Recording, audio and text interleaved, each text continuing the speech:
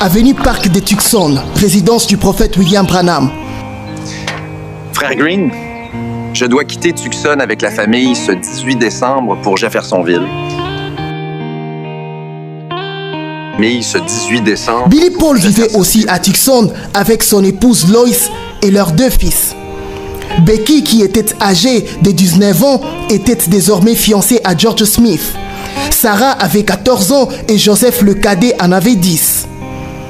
Alors que Noël 1965 approchait dans quelques jours, le prophète, dans la méditation, avait reçu une inspiration d'un sermon qu'il avait intitulé « Sur les traces du serpent ». Sur les traces du serpent. Il va préparer 6 feuilles des Écritures et des pensées pour cette prédication qu'il prévoyait de prêcher pendant 4 heures à Jeffersonville au Branham Tabernacle. Le matin du 18 décembre, le prophète avec sa famille vont emballer leurs valises pour aller passer ses vacances de fin d'année à Jeffersonville. Et aussi afin d'apporter cette grande prédication qu'il avait préparée sur les traces du serpent. Alors, Meda, on va prendre l'autoroute qui va nous faire passer à Amarillo, au Texas, jusqu'à Jeffersonville.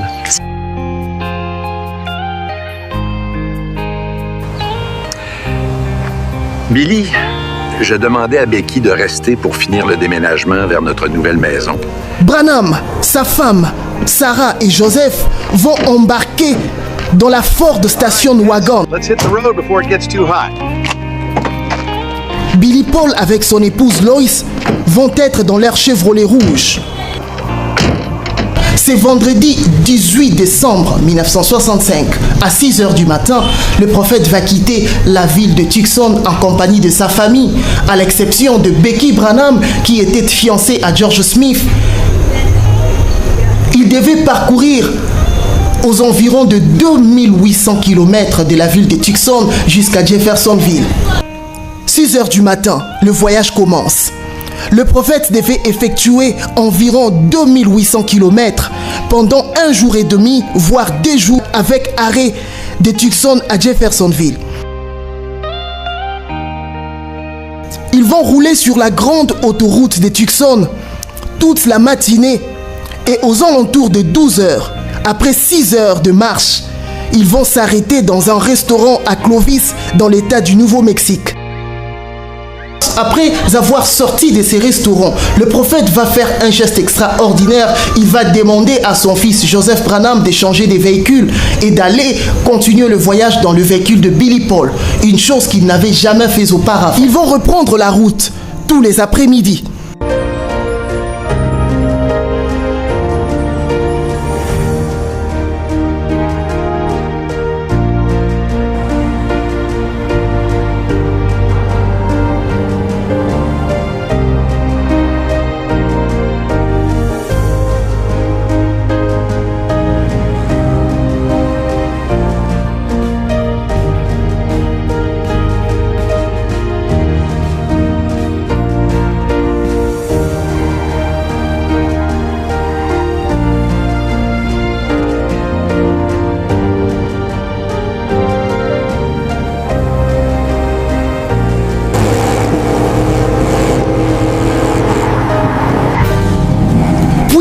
À la tombée de la nuit, aux alentours de 19h, ils vont faire leur entrée dans l'autoroute 60 du Texas à Friona.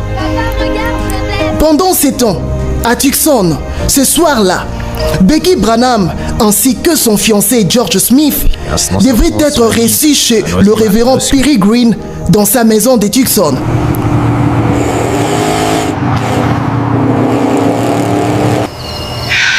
Betty, mais Smith prend du temps. Frère Green et son épouse nous attendent depuis longtemps chez eux. Becky, sois calme, il va pas tarder de venir. Betty Collins, l'amie de Becky, resta dans la maison de Billy Paul pendant que Becky et son fiancé dînaient avec le couple Perry Green. Entre-temps, dans la ville de Friona, un jeune homme d'origine hispanique du nom de Santiago Luis Ramos, âgé de 18 ans, ainsi que 3 de ses amis vont faire la fête et vont boire jusqu'à s'enivrer. Puis dans cet état d'ivresse, Santiago Luis Ramos va prendre le volant de sa vieille Chevrolet avec un seul phare.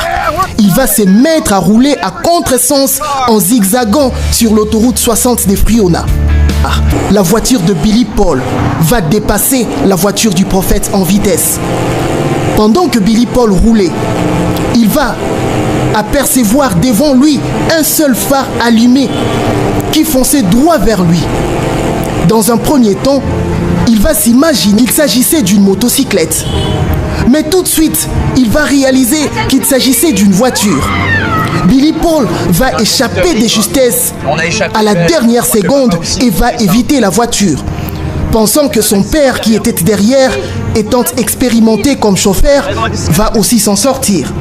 Malheureusement, le prophète va aussi voir le même phare foncer droit vers lui. Il s'imaginait aussi qu'il s'agissait d'une motocyclette. En ces moments-là, le pire arriva. La collision, l'accident fatal. En ces moments, Billy Paul va sentir un coup de collision derrière lui. Un accident derrière nous. Billy, on doit nous arrêter vite. Il va s'arrêter et retourner. Allons-y vite, Billy. Son épouse va lui dire « Billy, c'est ton père ». Lorsque Billy et sa femme